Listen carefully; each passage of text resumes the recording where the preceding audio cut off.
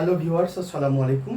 Specially BCS candidates যারা BCS ভাইবার জন্য প্রিপারেশন নিচ্ছেন তাদের জন্য মূলত আজকের আলোচনাটি। তো আজকের আলোচনায় আমি আপনাদের সামনে গুরুত্বপূর্ণ কিছু কথা বলবো আপনাদের উদ্দেশ্যে। Those who are going to face BCS viva board.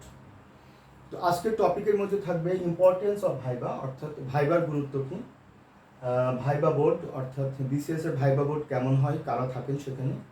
এরপরে প্যাটার্ন অফ ভাইবা কোশ্চেন্স, অর্থাৎ বিসিএস ভাইবা বোর্ডের প্রশ্নগুলো কেমন হয়। তো প্রথমত আমি বলি যে বিসিএস এর ভাইবার গুরুত্বটি কি। আপনারা জানেন যে Bangladesh civil service obviously superior service as well as prestigious service, not only in national aspect but also in international aspect. High salary, social dignity, job security, policy making এ policy implementation এ vital role play করার great opportunity, ordinary পিপলকে directly serve করার great opportunity, foreign scholarship সহ বিভিন্ন বিষয়ে বা বিভিন্ন দিক থেকে সিভিল সার্ভিসের যে সুযোগ সুবিধা নিঃসন্দেহে বাংলাদেশের অন্যান্য সার্ভিসের তুলনায় সবচেয়ে বেশি সুযোগ সুবিধা সিভিল সার্ভিসের। সো সিভিল সার্ভিস পরীক্ষায় চূড়ান্তভাবে সুপারিশপ্রাপ্ত হওয়ার জন্য আপনাকে initially you have to participate in preliminary test, after that you have to participate in written test, ultimately you have to participate in viva board. এবং ভাইবা বোর্ডে আপনি চূড়ান্তভাবে পাশ করার পরে কিন্তু আপনি একটি চাকরি নিশ্চিত হচ্ছে আপনার, সেটি ক্যাডার অফিসার কিংবা নন ক্যাডার অফিসার। তো প্রিলিমিনারি পাশ করে, লিখিত পাশ করে ভাইবা পর্যন্ত যেতে ইউজুয়ালি একজন ক্যান্ডিডেটকে অ্যারাউন্ড 2 ইয়ার্স সময় লাগে। এখন আফটার 2 ইয়ার্স আপনার যে ইনভেস্টমেন্ট, আপনার টাইম, আপনার অর্থ, আপনার অধ্যবসায় সব কিছু আপনি যে বিনিয়োগ করলেন, সেই বিনিয়োগটি আলটিমেটলি কি ফলপ্রসূ হলো নাকি ব্যর্থতায় পর্যবসিত হলো, এটি নির্ভর করছে আপনি ভাইবা বোর্ড পাশ করলেন কি ফেল করলেন। এই জন্য ভাইবা বোর্ড অত্যন্ত গুরুত্বপূর্ণ, কারণ প্রিলিমিনারি পরীক্ষায় পাশ করে বেসিক্যালি এবং মেইনলি আপনি লিখিত পরীক্ষার সুযোগ পান, এর বেশি কিছু না। লিখিত পরীক্ষায় পাশ করে লিখিত পরীক্ষার নম্বরটি ভাইবার সাথে কাউন্ট হবে। ভাইবাতে পাশ করার পরে কিন্তু আপনার চূড়ান্ত success. Unfortunately or unluckily if you fail in BCS viva board, ultimately আপনি কিছুই অ্যাচিভ করলেন না। তো এই কারণে ভাইবা বোর্ড কিন্তু খুবই গুরুত্বপূর্ণ। এবং আপনারা জানেন যে বিসিএস ভাইবাতে 200 নম্বরের প্রশ্ন করা হয়। এই 200 নম্বরের মধ্যে 5 নম্বর হচ্ছে 50% নম্বর, ইনফ্যাক্ট 100 মার্কস।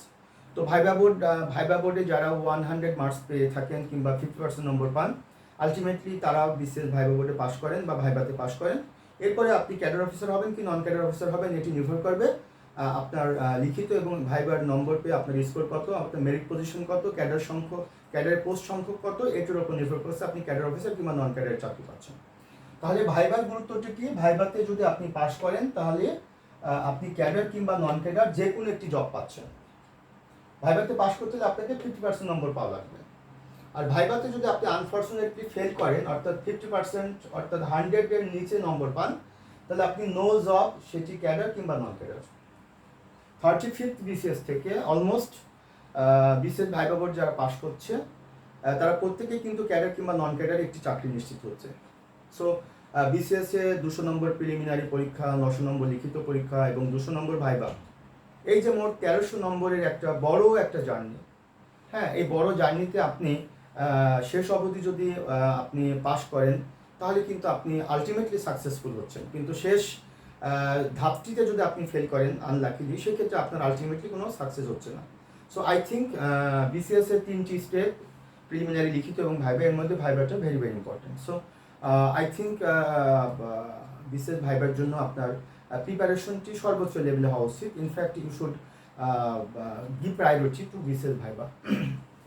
সেকেন্ড যে বিষয়টি, বিসিএস ভাইবা বোর্ডে কারা থাকেন, for your kind information please be informed. BCS viva বোর্ডে 3 জন ব্যক্তি থাকেন। 3 জন ব্যক্তির মধ্যে 2 জন থাকেন বহিরাগত, অর্থাৎ যাকে আমরা বলি এক্সটার্নাল। তার মধ্যে একজন এক্সটার্নাল থাকেন গভর্নমেন্ট কর্তৃক মনোনীত একজন ব্যক্তি, এবং আরেকজন ব্যক্তি থাকেন বাংলাদেশ পাবলিক সার্ভিস কমিশন কর্তৃক মনোনীত একজন ব্যক্তি।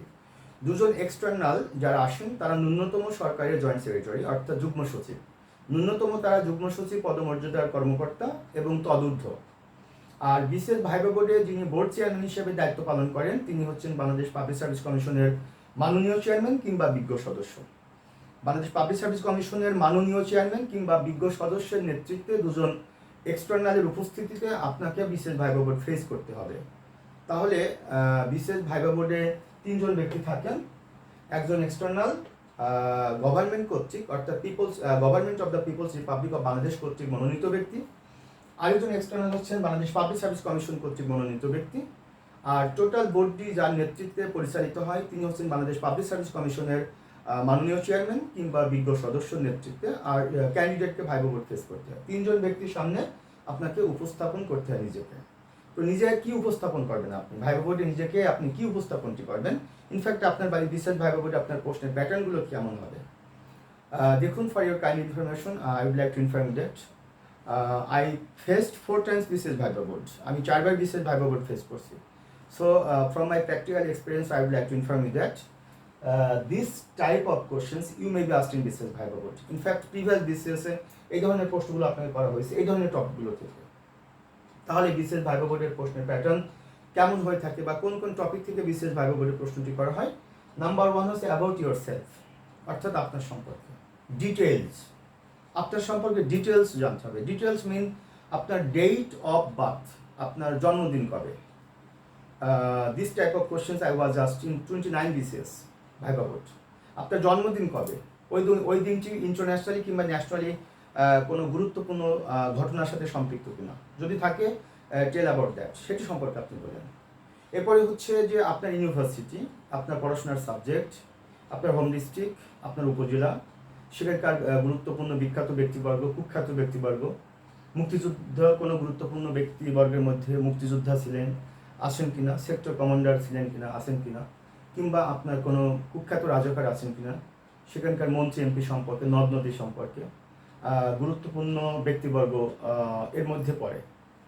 এরপরে আপনার ইউনিভার্সিটির সাবজেক্ট সম্পর্কে, আপনার ইউনিভার্সিটি সম্পর্কে, আপনি যে হলে থাকতেন সে হল সম্পর্কে ডিটেল আপনার জানতে হবে। আপনার লেজার টাইমে আপনি কী করেন, আপনার অকুপেশন কি, আপনার প্রফেশন কি বা অকুপেশন কি, কোথাও আপনি প্রফেশনে আছেন কি না, এটা আপনাকে জিজ্ঞেস করতে পারে। কেন আপনি বিসিএস আসতে চাচ্ছেন, সো ইত্যাদি ইত্যাদি। আপনার বাবার সম্পর্কে, আপনার মায়ের নাম সম্পর্কে, বাবার নাম সম্পর্কে, তাদের নামের সাথে বিখ্যাত কোনো ব্যক্তিবর্গ আছে কিনা, এটা আপনি জিজ্ঞেস করতে পারে।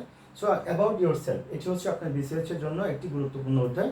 সো আপনাকে একটি ভালো একটা আনসার প্রিপেয়ার করতে হবে। ইনফ্যাক্ট বিসিএস ভাইবা বোর্ডের first questions tell about yourself, কিংবা ইন্ট্রোডিউস ইউর সেলফ, কিংবা let us know about yourself. So আপনাকে ইংলিশ এবং বাংলায় একটা আনসার প্রিপারেশন করে রাখতে হবে। সেকেন্ড টাইপের প্রশ্নটি হতে পারে ইউর ফার্স্ট চয়েস। আপনার first choice, which is your first choice, আপনার প্রথম পছন্দ কোনটি।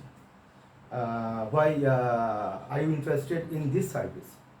Suppose your first choice BCS administration cadre, you may be asked in BCS Viva board. You may be asked now. You must be asked in BCS Viva board. Why are you interested in BCS administration cadre? অথবা why have you selected BCS administration cadre as your first choice? So এটি হচ্ছে administration ক্যাডারের একটি প্রথম প্রশ্ন আপনার first choice সম্পর্কে। এরপর সে first চয়েসের detail তথ্য, সেই ফার্স্ট চয়েসের যেটি তার হায়ারার্কি সম্পর্কে জিজ্ঞাসা করতে পারে এবং সেই ক্যাডার সম্পর্কে ডিটেল আপনি জেনে যেতে হবে। অনেক সময় সেকেন্ড চয়েস থেকেও কিন্তু প্রশ্নটি করে। তাহলে আপনার সম্পর্কে, আপনার ক্যাডারের প্রথম পছন্দের ক্যাডার সম্পর্কে বিশেষ ভাইবা বোর্ডে প্রশ্নটি করা হয়। এরপরে হচ্ছে about Bangladesh, People's Republic of Bangladesh. Bangladesh সম্পর্কে ডিটেল আপনাকে জেনে যেতে হবে। বাংলাদেশের ইতিহাস, ঐতিহ্য, গুরুত্বপূর্ণ ব্যক্তিবর্গ, সরকার, সরকারি কাঠামো, সরকারের সফলতা, আন্তর্জাতিক পরিসরে সরকারের অবস্থান, সরকার উন্নয়নমূলক কর্মকাণ্ড, সরকার গৃহীত নীতি এবং সিদ্ধান্তগুলো ডিটেল আপনাকে জেনে যেতে হবে about Bangladesh topic. Because by joining in this service you have to represent Bangladesh in home and abroad. You have to represent government of Bangladesh in home and abroad. That is why you will be the part and parcel of government or state. So details আপনাকে বাংলাদেশ সম্পর্কে জেনে যেতে হবে। দেন international অ্যাসপেক্টে আপনাকে একটা ভালো ধারণা রাখতে হবে। International aspect, international politics, international relations, contemporary international পলিটিক্সগুলো ডিটেল আপনাকে জেনে যেতে হবে। স্পেশালি যারা ফরেন সার্ভিস প্রথম পছন্দের তালিকা রাখেন তাদের বিশেষ ভাইবার ক্ষেত্রে ইন্টারন্যাশনাল অ্যাফেয়ার্সটি খুবই গুরুত্বপূর্ণ। অন্যান্য ক্যাডারও কিন্তু ইন্টারন্যাশনাল অ্যাফেয়ার্স থেকে প্রশ্নটি করে। এরপরে হচ্ছে about father of the Nations, Bangabandhu Sheikh Mujibur Rahman. এখান থেকে আপনার বিশেষ ভাইবা বোর্ডে ব্যাপক প্রশ্নটি করা হয়। সো যেহেতু তিনি আমাদের মহান স্বাধীনতার স্থপতি, মুক্তিযুদ্ধের সর্বাধিনায়ক এবং যার বলিষ্ঠ নেতৃত্বে গণপ্রজাতন্ত্রী বাংলাদেশে জন্ম হয়েছে, স্বাধীন এবং সার্বভৌম রাষ্ট্র হিসাবে বাংলাদেশের প্রতিষ্ঠা লাভ হয়েছে সেই ব্যক্তি সম্পর্কে, হাজার বছরের শ্রেষ্ঠতম বাঙালি বঙ্গবন্ধু শেখ মুজিবুর রহমান সম্পর্কে ডিটেল জেনে যেতে হবে। ইনফ্যাক্ট তার ব্যক্তিগত জীবন, তার পারিবারিক জীবন, তার রাজনৈতিক জীবন, আন্তর্জাতিকভাবে তিনি কীভাবে সমাদৃত সম্মানিত হয়েছেন, কোন কোন ব্যক্তি তার সম্পর্কে কী মন্তব্য করেছেন, স্পেশালি তার 7ই মার্চের ভাষণে মহান স্বাধীনতার যে দিক নির্দেশনা তিনি দিয়েছিলেন, কেন এটি গুরুত্বপূর্ণ, শাসক হিসাবে বঙ্গবন্ধু কেমন ছিলেন, হ্যাঁ, ইত্যাদি আপনাকে জেনে যেতে হবে বঙ্গবন্ধু সম্পর্কে ডিটেল। তারপর হচ্ছে আমাদের লিবারেশন ওয়ার, আমাদের গর্বিত ইতিহাস। লিবারেশন ওয়ার বা মুক্তিযুদ্ধ, মুক্তিযুদ্ধের চেতনা বলতে আপনি কি বুঝেন, মুক্তিযুদ্ধ কেন হয়েছিল, এটি যৌক্তিকতা কী ছিল, মুক্তিযুদ্ধের ঘটনাগুলো আপনি বলেন। In fact I was asking BCS about this type of questions. স্বাধীন বাংলা বেতার কেন্দ্র মুক্তিযুদ্ধের একটি বড় অংশ, মুজিবনগর সরকার সম্পর্কে বিসিএস বোর্ডে একাধিকবার আমাকে প্রশ্নটি করেছে এবং সবাইকে ইনফ্যাক্ট প্রশ্নটি করে। তারপরে প্রবাসী সরকার সম্পর্কে, বহির্বিশ্বে মুক্তিযুদ্ধের সপক্ষে কারা আমাদের বন্ধু কারা ছিলেন, বা কারা আমাদের রাষ্ট্রনায়কগুলো কারা আমাদের পক্ষে ছিলেন, ডিটেল লিবারেশন ওয়ার সম্পর্কে আপনার জেনে যেতে হবে। তো লিবারেশন ওয়ার তো আসলে একদিনে হয়নি। 1947 থেকে 1971-এ যে দীর্ঘ 23টি বছরের শোষণ এবং বঞ্চনার অবসানের লক্ষ্যে বাঙালি জাতি তাদের স্বতন্ত্র একটি ভূমির দাবিতে পশ্চিম পাকিস্তানের বিরুদ্ধে যুদ্ধে লিপ্ত হয়েছিল। সো সেই ঘটনাগুলো ডিটেল জানতে হবে। ইনফ্যাক্ট 1952 ল্যাঙ্গুয়েজ মুভমেন্ট, 1954-এর ইউনাইটেড ফ্রন্ট নির্বাচন, এভাবে পর্যায়ক্রমে যদি আমি বলি সেটি 1958-এ আইয়ুব খানের শাসন ক্ষমতা গ্রহণ, 1968-এ আগরতলা ষড়যন্ত্র মামলা, 1969-এ যেটি আগরতলা ষড়যন্ত্র মামলা প্রত্যাহার, 70-তে সাধারণ নির্বাচন, 71-এ লিবারেশন ওয়ার, ডিটেল আপনাকে জেনে যেতে হবে এই যে লিবারেশন ওয়ারের সাথে এই বিষয়গুলো। লাহোর প্রস্তাব সম্পর্কে আপনার ভাইবা বোর্ডে প্রশ্নটি করা হয়, 6 দফা সম্পর্কে 66, এগুলো আপনাকে জেনে যেতে হবে। তারপরে হচ্ছে আমাদের কনস্টিটিউশন হচ্ছে একটি রাষ্ট্রের সর্বোচ্চ আইন, supreme law of an independent and sovereign state is constitution সম্পর্কে ডিটেল জেনে যেতে হবে। কনস্টিটিউশনের কবে এটি সংবিধান, বাংলাদেশের সংবিধান গণপরিষদ উত্থাপিত হয়েছে, কবে এটি গৃহীত হয়েছে, কবে এটি কার্যকর হয়েছে, তো সেই সংবিধানের 72 সালের সংবিধানের মূল নীতিগুলো কী কী ছিল, বা 72 সালের সংবিধানকে কেন শ্রেষ্ঠ সংবিধান বলা হয়, সংবিধানে মুক্তিযুদ্ধের প্রতিফলন কীভাবে ঘটেছিল, তারপর সংবিধান রিলেটেড বিভিন্ন বিষয়, হ্যাঁ, মৌলিক অধিকার বলতে কী বুঝেন, তারপরে হচ্ছে কনস্টিটিউশনাল পোস্টগুলো কী কী, সাংবিধানিক পদগুলো কী কী, সাংবিধানিক সংস্থাগুলো কী কী, বিভিন্ন টার্মিনোলজি কনস্টিটিউশন সম্পর্কে, ফ্লোর ক্রসিং কী, তারপরে হচ্ছে কাস্টিং ভোট কী, ডিটেল সংবিধান সম্পর্কে, অ্যাক্ট কী, তারপরে বিল কী, এগুলো আপনার সংবিধান সম্পর্কে, অ্যাডমিনিস্ট্রেটিভ ট্রাইব্যুনাল সম্পর্কে, সংবিধান রিলেটেড, সংবিধান অনুযায়ী মহামান্য রাষ্ট্রপতির কী রোল প্লে করেন, আওয়ার হেড অফ স্টেটকে, আওয়ার হেড অফ গভর্নমেন্টকে, হ্যাঁ, এক্সিকিউটিভ, লেজিসলেটিভ, তারপরে জুডিশিয়ারি, হ্যাঁ, পাবলিক সার্ভিস কমিশন সম্পর্কে কনস্টিটিউশন ডিটেল জেনে যেতে হবে। তারপর যে বিষয়টি সেটা হচ্ছে ম্যাপ সম্পর্কে, ইন্টারন্যাশনাল এবং ন্যাশনাল ম্যাপ সম্পর্কে ডিটেল জেনে যেতে হবে। ন্যাশনাল ম্যাপ সম্পর্কে এবং ইন্টারন্যাশনাল ম্যাপ সম্পর্কে, বিভিন্ন রাষ্ট্রের অবস্থান, গুরুত্বপূর্ণ স্ট্রেট বা প্রণালীগুলো, তারপরে কনফ্লিক্টের জায়গাগুলো আপনাকে মানচিত্রে বা ম্যাপে আপনাকে দেখাতে বলা হয়। সো ডিটেল জেনে যেতে হবে। এরপরে আরেক ধরনের প্রশ্নটি হয়, সেটা হচ্ছে আদার্স, অর্থাৎ আদার্স বলতে আপনার ভ্যালুজ এবং আইডিওলজিস, আপনার পলিটিক্যাল ভ্যালুজ, আপনার রিলিজিয়াস ভ্যালুজ ইত্যাদি সম্পর্কে জিজ্ঞাসা করা হয়। তো মোট কথা বিশেষ ভাইবা বোর্ডে একজন ক্যান্ডিডেটের যে বিষয়টি জানতে চাওয়া হয়, যে বিষয়টি দেখা হয় গুরুত্ব সহকারে, সেটি হচ্ছে সেই ক্যান্ডিডেটের পার্সোনালিটি। এটা আসলে আমি সেকেন্ড পর্বে, আরেকটি পর্বে আমি ডিটেল বলবো। একজন ক্যান্ডিডেটের পার্সোনালিটি মূলত ভাইবা বোর্ডে দেখা হয়, হ্যাঁ, তার বিচক্ষণতা, তার দূরদর্শিতা, তার ডেপথ অফ নলেজ, গভর্নমেন্ট বা স্টেটের প্রতি তার ওবিডিয়েন্স কতটুকু, ডিটেল এটা জিজ্ঞাসা করে। সো ডিয়ার বিসিএস ক্যান্ডিডেটস, খুব সংক্ষিপ্ত পরিসরে বিসিএস ভাইবার একটি এনভায়রনমেন্ট আপনাদের সামনে আমি তুলে ধরলাম। আশা করি will be benefited from this video. এবং আপনারা বিসিএস ভাইবার জন্য যে কোনো বই আপনারা পড়ার চেষ্টা করেন, আপনার জাতীয় পত্রিকাগুলো পড়েন, তারপরে ইংরেজি বাংলা পত্রিকাগুলো পড়েন, সেক্ষেত্রে এরপরে আপনি টেলিভিশনের নিউজগুলো দেখেন, বিবিসি নিউজগুলো দেখেন। ভাইবার জন্য আমার দেখা একটা বই আছে, মিলনস বিসিএস ভাইবা হ্যান্ডবুক। এটি আমার 5টা বই আছে মার্কেটে। এই বইটি আমি মনে করি অত্যন্ত এনরিচড একটি বই। বাংলাদেশের যে কোনো জায়গায় আপনারা পাবেন, ঢাকা শহরের নীলক্ষেতে মামুন বুকস হাউস সহ, ল্যাঙ্গুয়েজ পাবলিকেশন সহ গুরুত্বপূর্ণ লাইব্রেরিগুলোতে পাবেন। মিরপুর 10-এ এশিয়া লাইব্রেরিতে বইটি পাবেন। ঢাকার বাইরে চট্টগ্রামে দোলন চাপা, নিউ বুকল্যান্ড, তারপরে রাজশাহীতে বই বিচিত্রা, হ্যাঁ, ময়মনসিংহে আকন্দ লাইব্রেরিতে আপনারা পাবেন, খুলনাতে বিসমিল্লা লাইব্রেরি, বরিশালে কলেজ লাইব্রেরি, এভাবে বিভিন্ন জায়গায় বইগুলো পাবেন। আপনার বাংলা বাজার প্রমিস বুকসে আপনারা বইগুলো পাবেন। তো এই বইটি যদি আপনারা পড়েন, আশা করি আপনারা ভালো পারবেন এবং আপনাদের বাসায় যে বইটি আছে সেই বইটি আপনারা পড়তে পারেন। কারণ এই বিষয়গুলো কিন্তু আমি একেবারে পার্ট বাই পার্ট এই বইটির মধ্যে যুক্ত করেছি। তো dear BCS dreamers, BCS candidates, আশা করি আজকে ভিডিওটি থেকে আপনারা বেশ উপকৃত হবেন।